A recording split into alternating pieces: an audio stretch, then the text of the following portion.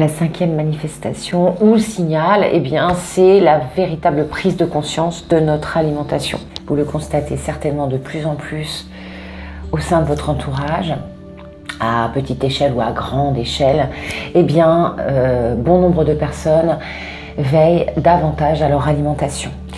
Ils souhaitent s'alimenter de façon plus saine, avec des aliments qui vibrent plus haut. Bon, naturellement, il y en a qui n'en ont pas conscience qu'ils vibrent plus haut, mais ces personnes-là, instinctivement, sont attirées par des produits plus colorés, plus variés, des légumes, des fruits, en quantité plus importante, ajoutés à leur alimentation. Alors, je ne dis pas que ces personnes-là vont forcément devenir végétariennes ou voire végétaliennes. Donc je vous rappelle, végétariens, ce sont des personnes qui ne consomment plus ni de viande ni de poisson. Les végétaliens, ce sont des personnes qui ne consomment que, alors plus du tout de produits dits animaux, à savoir qu'ils consomment essentiellement des fruits et des légumes, tout ce qui est à base de végétaux.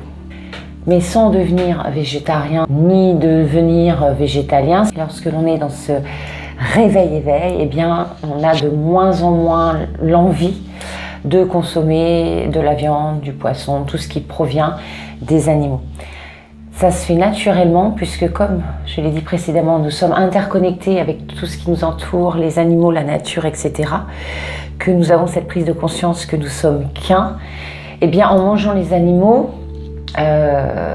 lorsque l'on s'éveille, on a l'impression qu'on mange notre meilleur ami et du coup qu'on se mange un petit peu nous-mêmes. Alors vous me direz, ouais, mais alors les fruits, les légumes, les pauvres, ils sont vivants aussi, voilà. Ça, c'est un autre débat. En attendant, les fruits et légumes ont été créés pour que nous puissions nous alimenter. Ça fait partie d'une chaîne alimentaire naturelle, non dévastatrice, que de manger les animaux par rapport à une éthique, ce n'est pas normal entre guillemets, et surtout par rapport aux conditions d'abattage des animaux, de massacre des animaux en masse, c'est qu'à le dire, le mot massacre. C'est cette prise de conscience là qui est vraiment importante, c'est qu'on ne veut plus que les animaux soient torturés, on ne veut plus que les conditions d'abattage soient aussi violentes. C'est tout ça dans cette prise de conscience. Et plus on va se nourrir de façon saine, avec des vibrations, de belles vibrations qu'on va consommer, qu'on va accueillir dans notre corps, moins on mangera nos amis les animaux et plus notre corps sera en phase avec l'univers, avec les énergies subtiles. On aura beaucoup plus de ressenti. Et ça, c'est vrai, c'est pas que de le dire. C'est plus notre corps sera en accord, c'est le cas de le dire, avec la nature, les animaux, l'univers en général, le respect de la vie. Plus on aura ce respect de la vie et d'autrui, plus on sera connecté à toutes les énergies, qu'elles soient sur ce plan terrestre ou qu'elles soient invisibles et subtiles. La manifestation ou signal numéro 6, eh bien, c'est quand nous souhaitons véritablement nous éloigner de toute source de conflit. Les conflits, les disputes nous donnent des boutons, nous hérissent le poil, même si nous nous disputons encore, même si il y a des altercations. Ça n'empêche qu'au ressortir de ces moments-là, nous sommes très mal. Ou quand nous vivons un moment comme ça, conflictuel, de l'extérieur, que nous ne sommes que spectateurs, eh bien nous le vivons très mal. Le plexus est complètement bloqué. Nous n'avons qu'une envie, c'est de partir très loin, très vite. Les conflits, bien évidemment, se manifestent à plusieurs niveaux. Que ce soit des conflits familiaux, que ce soit des conflits amicaux, que ce soit des conflits professionnels, à une échelle plus ample, plus large, des guerres, etc. Tout ce qui se passe en ce moment, il y a matière, il y a toujours une matière d'ailleurs. Mais là, vraiment, on a l'impression que tout pète. Et bien tout ça, ça vous rend malade, ça vous fait énormément de mal. Ça vous fait descendre très rapidement en vibration. Vous êtes envahi d'une sensation de mal-être absolu. Le conflit est contagieux de toute façon. Il émane tellement une espèce de nuage comme ça, de vibration extrêmement basse, que forcément, pout, bah, vous absorbez tout ça. Cette manifestation de l'éveil pour vous dire tout simplement que vous aspirez de plus en plus à la paix et à la sérénité, au calme dans l'esprit, dans les esprits qui vous entourent, à une harmonie dans votre environnement, un équilibre. Et vous aspirez également, quand je parle de paix et de sérénité, à votre paix intérieure.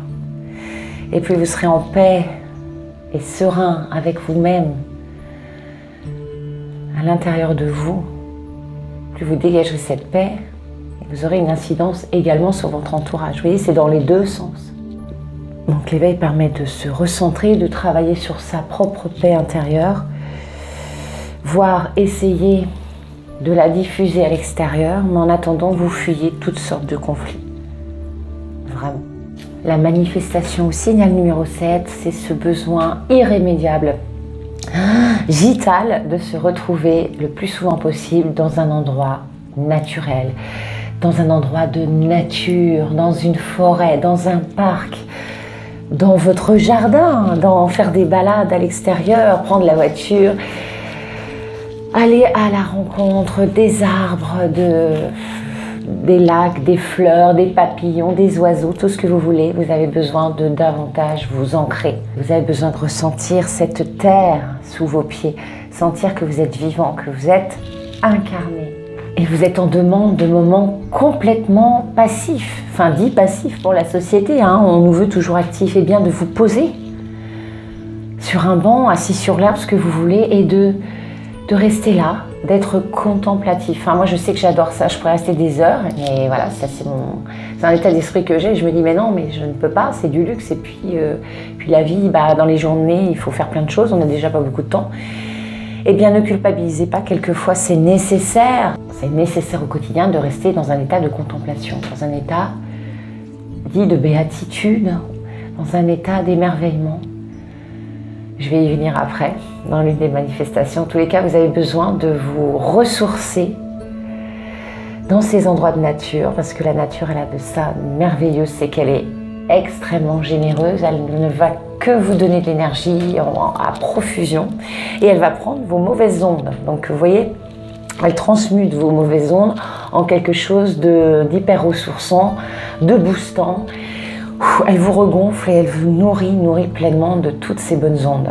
Voilà, ça c'est merveilleux.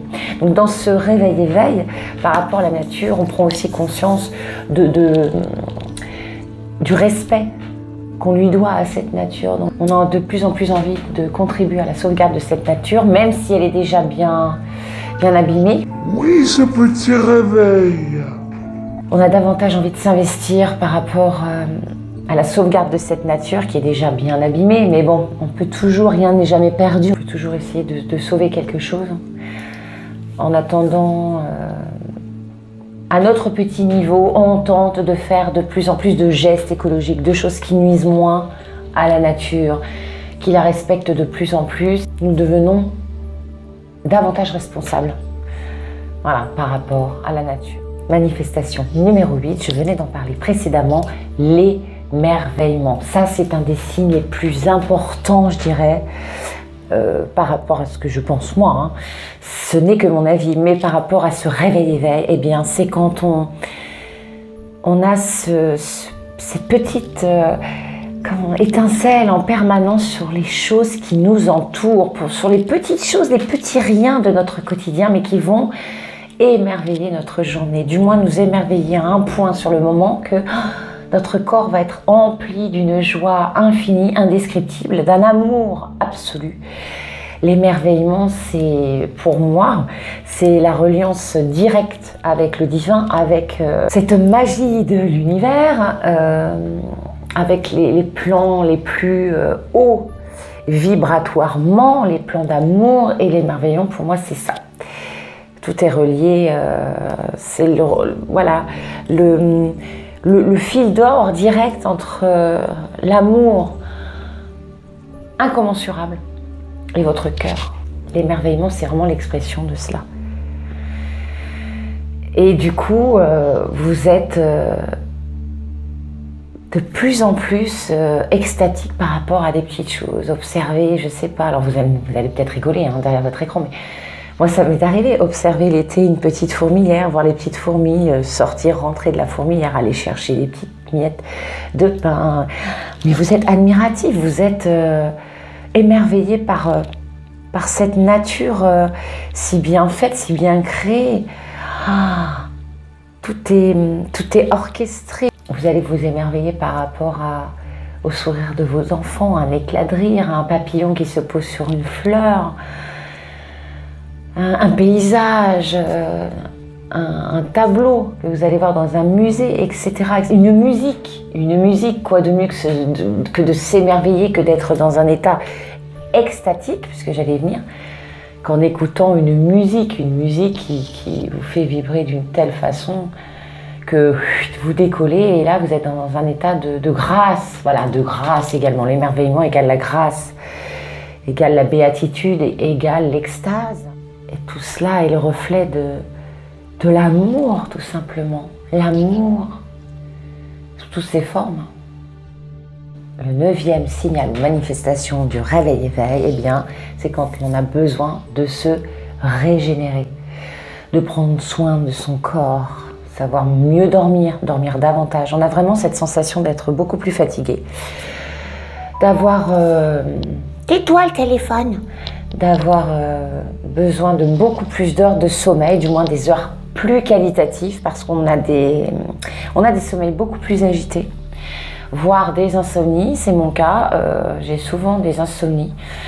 J'ai eu souvent des insomnies, mais là j'ai un retour d'insomnie en ce moment qui est un petit peu agaçant, on va dire. Mais bon, c'est nécessaire, donc beaucoup d'insomnie. On a besoin faire des insomnies, les réveils du matin sont très difficiles. Et les réveils du matin sont particulièrement difficiles. C'est très dur de se réveiller le matin. On aimerait bien rester dans son petit dodo. Ce n'est pas qu'on n'a pas envie de faire quoi que ce soit. C'est juste que on a besoin de se régénérer et ça passe par le sommeil. On a besoin également de faire du sport ou refaire du sport. Ceux qui n'ont jamais fait de sport, eh bien ça va être une nouvelle activité pour aligner le corps, l'esprit. L'âme, corps, esprit, âme. Bon, tout ça, ça fait un tout. Mais pour nous aligner, voilà, aligner notre corps, notre esprit, on a besoin d'être dans un équilibre et le sport fait partie de cet équilibre. En plus, lorsque l'on fait du sport, on dégage de l'endorphine, donc l'hormone du bonheur, l'hormone du « Ah, je me sens bien, ah là là là là là », c'est merveilleux. C'est un anti-stress, le sport, donc c'est vrai qu'après une séance de sport, moi, je vous conseille d'aller courir dans la nature ou de nager parce que l'élément de l'eau est absolument apaisant et bénéfique pour le corps entier, pour le cardio, tout comme la marche, etc., la course. Bref, mais trouver un endroit pour faire du sport qui soit agréable, qui ait un double effet qui se coule plutôt que du sport en salle. Bon, c'est toujours bien, mais il y a du monde dans les salles et tout le monde ne véhicule pas la même chose au niveau des ondes, etc. Donc, si vous pouvez vous retrouver plutôt à faire un sport dans un endroit qui dégage de belles énergies, bah, c'est l'idéal. Après, faire du sport, c'est déjà très bien.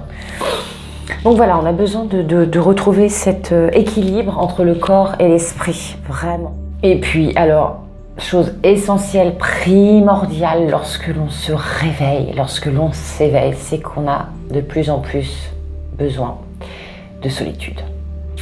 On a besoin de se retrouver seul, c'est une nécessité, on aime se retrouver seul.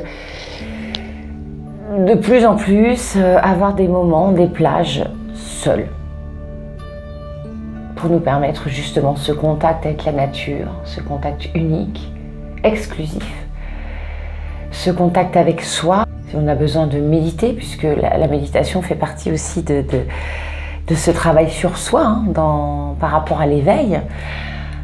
Si l'on a besoin de... Je vais y venir tout à l'heure, si l'on a besoin de créer, puisque l'éveil fait partie indirectement... quand l'on s'éveille, on a envie d'être dans la créativité, etc. Donc ça, je vais en parler après. En tous les cas, nous avons besoin de nous retrouver seuls pour effectuer aussi une introspection, une remise en question, nous écouter intérieurement. Tout ça, on ne veut pas le faire quand on est perpétuellement entouré, qu'on vit dans un climat où il y a beaucoup de bruit, de passage, d'échanges. Voilà. Si on peut le faire, bien évidemment, de se retrouver seul, eh bien c'est merveilleux. Parce que ça devient un luxe, hein, pouvoir passer des moments tout seul. C'est compliqué dans cette vie tumultueuse. C'est également un signe très très important, cette demande, cette quête de solitude lors de l'éveil. Se retrouver seul avec soi-même pour mieux écouter la voix de son âme et être en accord avec son être profond. La 10e manifestation ou signal, eh bien, c'est cette envie incroyable de laisser libre cours à sa créativité, à son imagination. Se permettre d'oser rêver, d'oser réaliser ses rêves et de se mettre en action pour les réaliser. Oser réaliser ses rêves, ce n'est pas attendre que la magie opère sans rien faire. La magie a besoin de votre action, votre réaction, votre réactivité, votre dynamisme, votre envie, votre enthousiasme, votre motivation. Du coup, je sais ça craque. Je suis sur une vieille chaise qui craque. D'ailleurs, j'ai mis ça pour cacher la vieille chaise. Ça craque. Bon, c'est le côté nature. Je suis en contact, connecté pleinement à la nature et au bois de cette chaise. Se mettre en action pour au moins espérer en réaliser quelques-uns. Au moins ceux qui sont faits pour notre chemin de vie, ceux qui sont faits pour nous épanouir, nous accomplir pleinement. C'est ça le rêve. Le rêve atteint, c'est ce qui permet notre accomplissement, notre bien-être, notre épanouissement infini. Le but ultime de cette vie, c'est quand même ça. Du coup, se mettre en action, c'est activer la loi d'attraction. C'est vibrer d'une façon merveilleusement haute, c'est vibrer bien pour attirer de belles choses qui nous correspondent et qui font notre bonheur.